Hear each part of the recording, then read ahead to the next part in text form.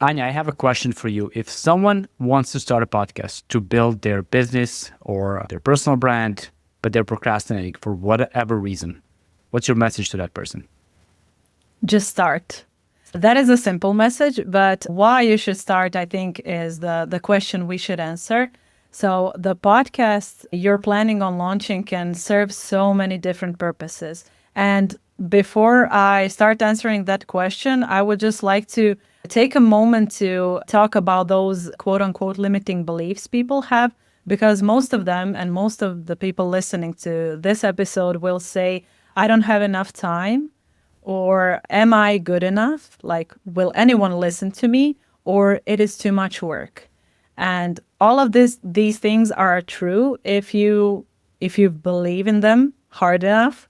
But if you just break the mold a bit and try to launch it while being imperfect, you will see so many benefits arising from it. So to answer your question more specifically, why is it great for business owners and freelancers and people running their own businesses, especially by themselves, because most of us are doing all of this ourselves, is to get, as you already alluded to get brand awareness, to gain authority, to get meaningful connections, to network better. And I know networking is a frowned upon term, but networking through podcasting is something really special. Oh, it's so powerful. Yeah, I love that answer. And as you were saying that, a quote came to mind. I'm going to paraphrase and butcher it, but to think whether you think you can do something or cannot do something, you're probably right. Yes. So it's all about the mindset. Just, we talked about this on your podcast as well. You're going to be bad for a while. Just be bad for a while and then be good. Like, allow yourself that luxury. So what are some benefits and you have your clients who have their podcast, you help them with the podcast, the benefits that your clients see from launching a podcast? Well, I already mentioned some of the things that are the most important ones, like the networking piece. Mm-hmm. When someone invites you to a coffee chat or a pick your brain session, you will most probably say no, because do I even know you? Why would I give an hour of my time for free to you? As opposed to, will you be a guest on my podcast? The answer is almost always an immediate yes. So you can get connected to people with whom you would never get in contact with otherwise. Plus, I heard this funny quote while listening to another person's podcast. I'm talking to people I have no business talking to. Oh, yeah. Like, I'm aiming for experts in their own respective fields, and I want to learn from them directly. And I want to share these conversations with my audience. So we can also talk about solo or interview shows or hybrid shows. But when it comes to having a platform of your own, you're the one running the show, quite literally. And you can play around with the format. You can record solo episodes which are beneficial for authority building, visibility, and so forth. And if you have an interview show, you're talking to people you have no business talking to, and they will give you an hour of their time for free. And you will foster this meaningful connection, and you will keep on talking long after the interview. So I would say that's the biggest benefit.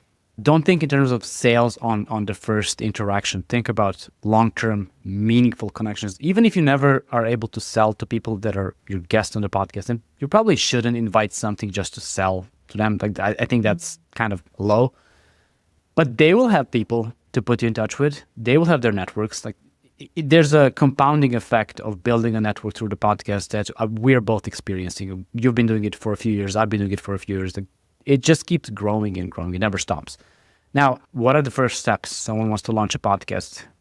What should they do first? Well, if you manage to resolve this mindset piece, you're well on your way to launch your podcast. Let's assume they have. So the next thing you want to focus on are actually three things I like to mention. That's number one, a quality microphone. Number two, recording software. And number three, which is crucial, accountability, which could be free or paid.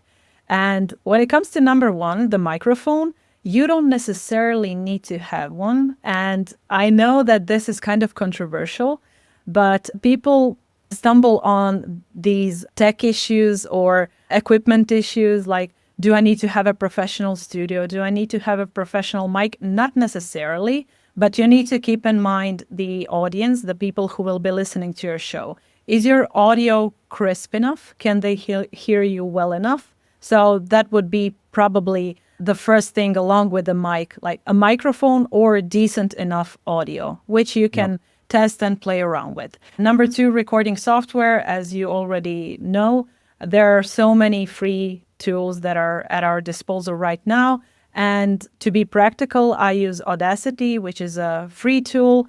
It is fairly user-friendly. It is easy to use, edit your episodes. You can insert various clips, and it takes a couple of hours to get accustomed to it. And number three, which I said is crucial, accountability. So when you're thinking about launching your podcast, it is mostly inside your head for a couple of months or even years, which was the case with me.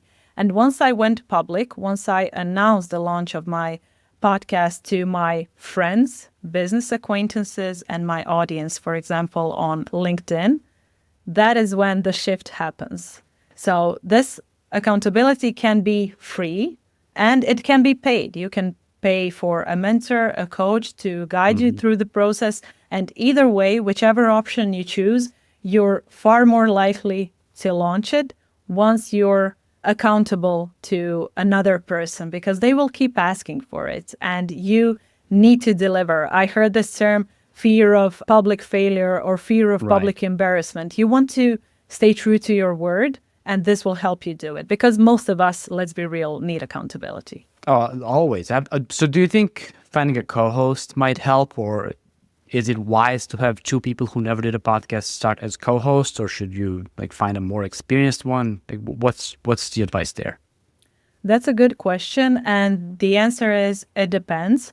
But to give a more practical answer, I would say you can play around with it. You can create a couple of mock episodes with your co-host if you're equally as passionate about this project, and see where it goes. And even if you decide to scratch those 5 episodes and never publish them, then they might never see the light of day.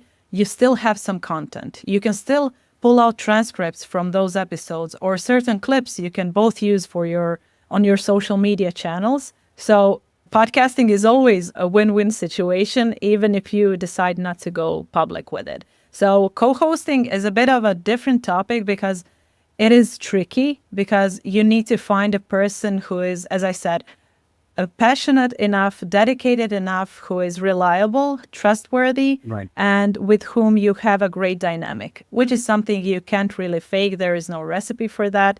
So you need to find a person who doesn't necessarily need to be your friend, but it needs to be a good enough acquaintance with whom you can have this dynamic that will shine through in your episodes. Yeah, that's what I look for in guests. If the vibes are not good, it's very difficult to have a good guest episode. The vibes, and if you have a co-host and the vibes are not good, that is a disaster waiting to happen. That's just never going to work. That's good advice. So how long have you had your podcast? For 2-3 years now? For 18 months. Okay. I've been a solo podcaster for 18 months, but I've been in the podcasting space first as a co-host 2 years prior to that. So that's experience. Okay, almost 4 years. Almost 4 years. Approaching 4 years, which is amazing, which is longer than most podcasters ever. I mean, the whole thing, if you do 10 episodes, you're doing better than 90% of other podcasts, or something insanely crazy like that. Over the 4 years, what are the biggest benefits you got from podcasting? Well, I keep on returning on this networking piece. I would say that is the number one thing. And the second thing, which might not be as obvious at first, but I'm working on so many skills. I've acquired so many skills I didn't even know. I wasn't even aware that I could master them. So public speaking, editing, scheduling, like time management, all of those are crucial for every business owner, I would say. So those are the things I would point out as the most important when it comes to podcasting. And I would like to say that podcasting is not necessarily a huge time investment, because everything you do, everything that arises from one single podcast episode is an asset. So this is your queen content that you can then use for other pieces of content. And in the long run, you will keep saving time instead of wasting time, because a lot of us are wasting time online. And that's great advice. It really, I mean, for me, there was the whole boom of everyone needs to have a blog and write. I was never a person who could sit down and write an article. Even with AI now, I just don't like doing it. I hate it. Doing a podcast, yeah, that was easy. That feels natural. You talk to another person, you find something to connect over. If you have that transcript, you can generate so much content from just one episode that, like you said, it's saving time, not wasting time, which is really good. Now, the last question for today is some of the most common misconceptions from people who want to start a podcast, but they are, for whatever reason, not doing it, beyond the I cannot do this, it's not for me, fear of failure, whatever. So a lot of people think that they're not tech savvy, and I believe a lot of us are not naturally. It doesn't come naturally to us. Those are all skills that you need to, and you will want to learn. So I would say don't let this, whatever skill you're missing right now, you will be able to develop it and you will get better over time. So as you said at the very beginning, at first you will suck, and that is normal. So the thing that is holding people back is that, why do I need to suck in public? But there's a caveat. You're the only one who is reviewing or examining your own content and your own skills that much. No one is paying that much attention to you. That's so true. That is so true. No one cares. No one That's cares. the bottom line. No one cares. Unless huge, no one cares about you. That's such a blessing, and that is such a nice place to be at when you're starting something that you're not good at. How can people get in touch with you? People can follow me on LinkedIn, where I post a lot about podcasting. And if they want to get even deeper, I have a weekly newsletter that they can subscribe to. So all of the links, I assume, will be in the show notes. And I hope to meet some of your audience. And the podcast, obviously. And the podcast, of course. I didn't want to include too many CTAs, Smart. Thank you for being a guest on the show. Thank you, Sunny.